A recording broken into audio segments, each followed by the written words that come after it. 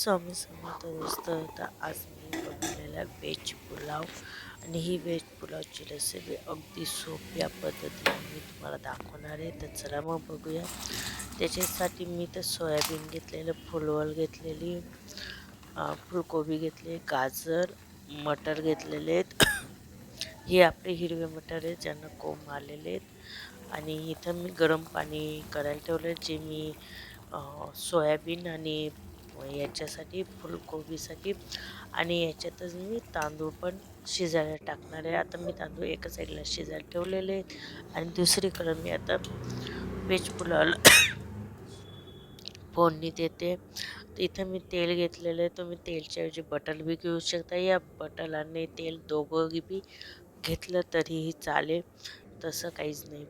तर इथं मी आता सुरुवातीला मोहरी आणि जिरं मस्तपैकी तडकून घेईल आणि त्याच्यानंतर मग त्याच्यात आपण हिरवी मिरची टाकूया. हिरवी मिरची चांगली कलसली का त्याच्यानंतर मग ही हिरवी मिरची चांगली कलसून घ्यायची आणि त्यानंतर मग आपण इथं कांदा टाकूया. कांदा मी लांब लांब मोठा ठेवलेला आहे, जाड ठेवलेला आहे.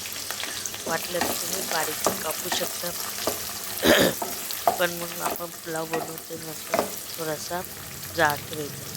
त्याच्यानंतर मग आपण मस्तपैकी कांदा चांगला कलसला का त्याच्यानंतर मग आपण जे बाकीचे आहे ते टाकून घेऊया. म्हणजे टमाटा टाकेल. टमाटाही चांगला कळसून घ्यायचा आणि टमाटा लवकर शिजव याच्यासाठी त्याच्यासाठी आपण मीठ टाकू शकतो. त्याच्याने लवकर टमाटा शिजून जातो आणि मस्तपैकी होऊन जातो.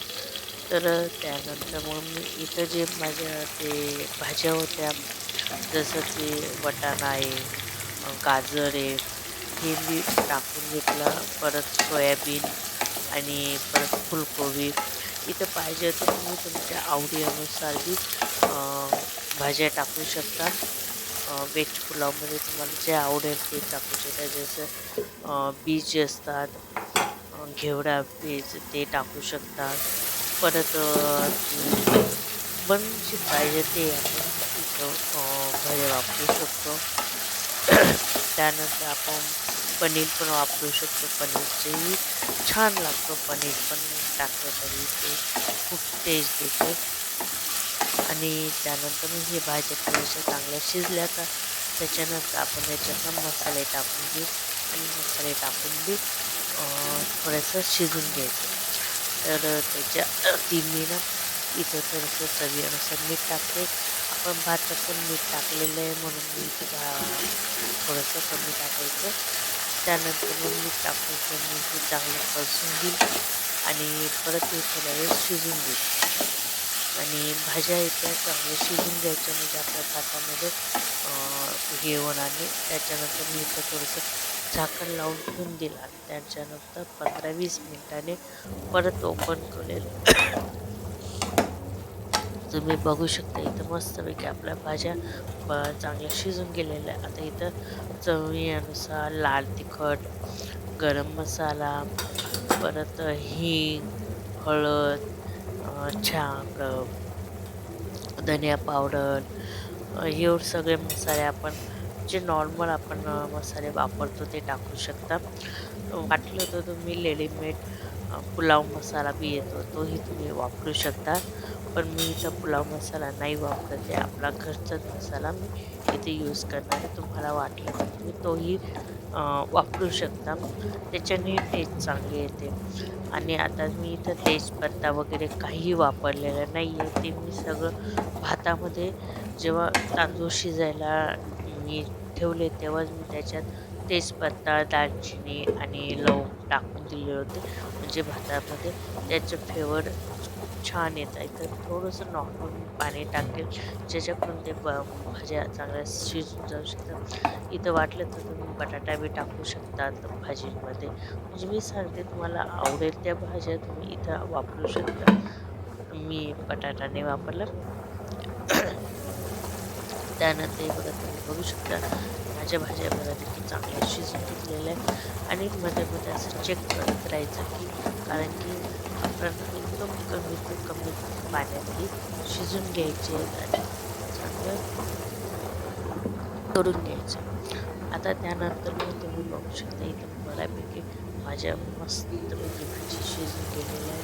इथं तुम्ही बघू शकता पाणी पूर्ण सुकून गेलेलं आहे. आता मी इथं आहे ना जो आपला भात आहे, तांदूळ आहे, जो आपण शिजून साईडला ठेवलेला आहे तो टाकून घेऊया. आणि इथं मी ते जे मसाले मी टाकलेले आहेत तेही मी इथं टाकून घेईल. हे बघा इथं मस्तपैकी हा भात आहे ना असा मस्तपैकी पसरून घ्यायचा आहे आणि तुम्ही नंतर 2 मिनिटं म्हणजे झाकून वाफू द्यायचं नंतर मग. हे बघा इथं मस्तपैकी आता मी ना हा सगळा तांदूळ याच्यात टाकून घेते आणि त्यानंतर परत झाकून असं 15 ते 20 मिनटं परत मी झाकून ठेवून देईल हा भात. आता हा 15-20 मिनटं असंच वाफू द्यायचा आणि त्यानंतर आपण परत ते चेक करू की तो कसा झाला. आणि गॅस मिडियम ठेवायचा, नाही तर खाली लागू शकतो. जसं आपण बिर्याणीला वगैरे करतो त्याच पद्धतीने. हे बघा 15-20 मिनिटांनी बघू शकता मी बटर ठेवलं आणि नंतर मग परत आता मी परत झाकून ठेवून दिलं आणि नंतर मग तुम्ही बघू शकता मी आता गॅस बंद केलेला आहे आणि मस्तपैकी इतकं छान सुगंध येतोय ना, खूप सुंदर वास येतोय. हे बघा तुम्ही कलर बी खूप छान आलेला आहे आणि एकदम एक एक दाणा मस्तपैकी फुलून आलेला आहे. एकदम मस्तपैकी हे बघा तुम्ही बघू वास तर इतका सुंदर वास येतोय पुलावचा. मग मी तुम्हाला मला असं वाटतंय आता लगेच खायला घेऊ असं वाटतंय. इतकं छान टेस्ट वास येतोय आणि टेस्टला बी तसाच आलेला आहे मस्तपैकी. आणि त्यानंतर मग मी हे मस्तपैकी आता हे कलसून घ्यायचं आणि त्यानंतर मग आपण हे सर्व करूया. आणि हे बघा मस्तपैकी किती सुंदर पुलाव झालेला आहे. तुम्ही मला विश्वास बसणार नाही. खूप सुंदर आणि अगदी सोप्या पद्धतीने. अगर ह्या 31 डिसेंबरला आपली एकादशी आहे तर तुम्ही हा व्हेज पुलाव नक्की करून बघा आणि मला कमेंट करून नक्की सांगा की कसा झाला. 31 डिसेंबरच्या निमित्ताने नक्की करून बघा हा. आता इथं बघा किती छान कलर आलेला आहे. तर माझे हे व्हेज पुलाव इथं तयार आहे. ही व्हेज पुलावची रेसिपी तुम्हाला कशी वाटली मला कमेंट करून नक्की सांगा. आवडली असेल तर लाईक, शेअर आणि माझ्या चॅनलला सबस्क्राईब नक्की करा. पुन्हा भेटूया पुढच्या व्हिडिओमध्ये. तोपर्यंत बाय. श्री स्वामी समर्थ.